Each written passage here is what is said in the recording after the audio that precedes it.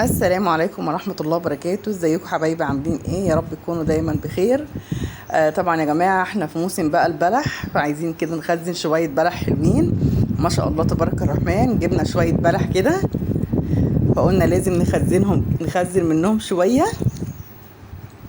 زي ما انتم شايفين ما شاء الله تبارك الرحمن، احنا في موسم البلح، والبلح كتير جدا جدا، بألف هنا وشفا.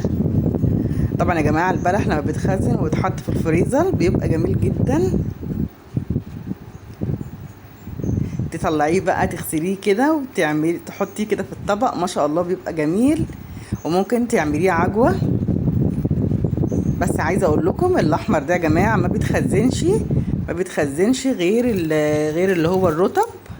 طبعا ميدو بيقول لكم احلى بلح، وحط اللايك عشان خاطر ميدو. يلا بقى نخش ونسمي الله كده ونشوف هنعبي البلح ازاي. بص طبعا كرتونه البلح ما شاء الله تبارك الرحمن، فيها الاحمر وفيها الرطب. احنا طبعا هنعبي الرطب بس يا جماعه، الاحمر ما بيتعباش. بتخليه بره كده، تخليه بره يومين 3 عبال ما يستوي، وعايزه تخزنيه خزنيه.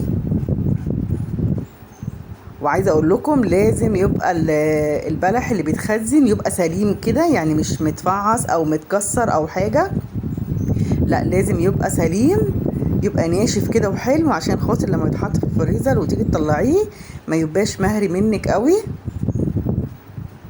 بسم الله ما شاء الله اهو زي ما انتم شايفين. انا هعبي كده كذا كيسه واحطها ان شاء الله في الفريزر، بتبقى جميله. تطلعيها كده في الشتاء او تطلعيها في رمضان.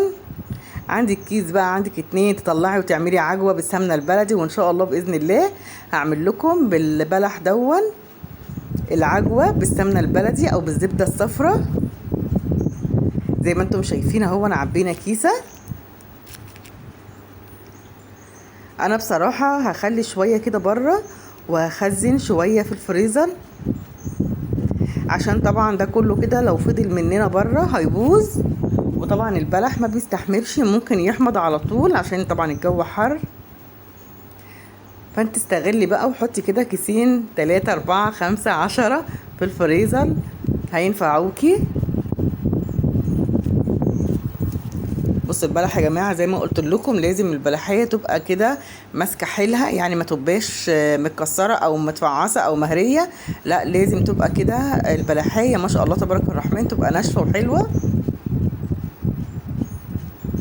يلا بقى اكتبوا لي في الكومنتات مين خزن البلح زي اختكم شوشو كده.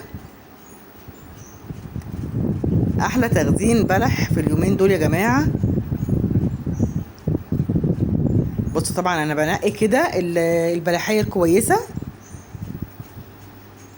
يعني ما بحطش اي بلحيه في الكيس.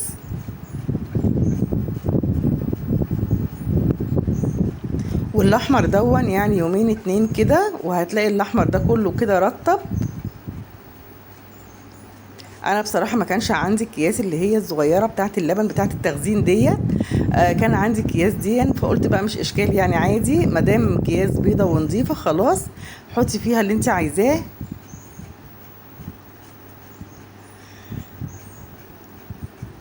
طبعا انا ما رضيتش ان انا املى كيسه قوي، لا انا عامله كده في كل كيسه طبق او طبقين. ما تكتريش في الكيس يعني عشان ما يبقاش كده كله فوق بعضيه ويتفعص بردك مننا في الفريزر. بصوا طبعا بقول لكم الاحمر دوت بكره او بعده يرطب.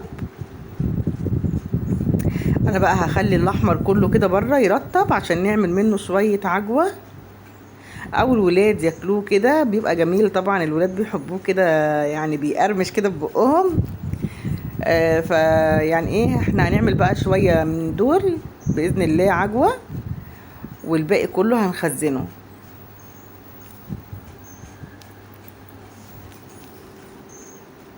لو وصلت الفيديو لغايه دلوقتي ما تنسيش اختك شوشو في اللايك، عشان خاطر طبعا ميدو بيقول لكم حطوا اللايك.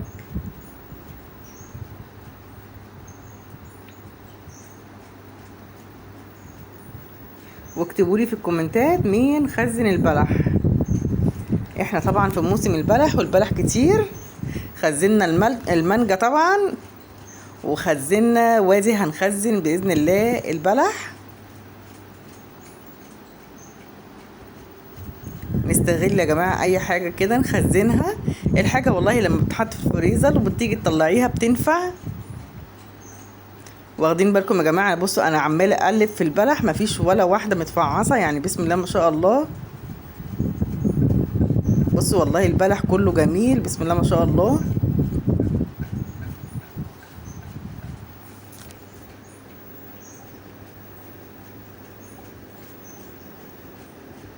وكتري بقى في الكيسه، يعني حطي طبق طبقين، يعني ما تكتريش اكتر من كده عشان خاطر الكياس لما تيجي تحطيها في الفريزر ما تحطهاش فوق بعضيها ويجوا بقى كده يتفعصوا. بص الاحمر ده بقى انا هخليه كده بره يومين اتنين هيستوي عشان طبعا الجو حر.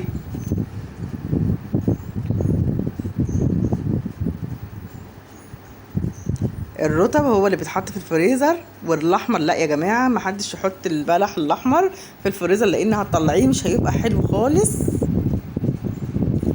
تعالوا بقى نشوف كده عملنا كام كيس. بسم الله ما شاء الله اللهم بارك. زي ما انتم شايفين اهون عملنا كميه حلوه من البلح. تخزين البلح النهارده مع اختكم شوشو. ويا رب يا جماعه فيديوهاتي تكون بتعجبكم، انتوا اخواتي وانتوا حبايبي وانتوا اللي بتشجعوني. واكتبوا لي بقى في الكومنتات ايه رايكم في تخزين البلح بتاع شوشو. وتسلموا لي يا احلى عيله. السلام عليكم حبايبي.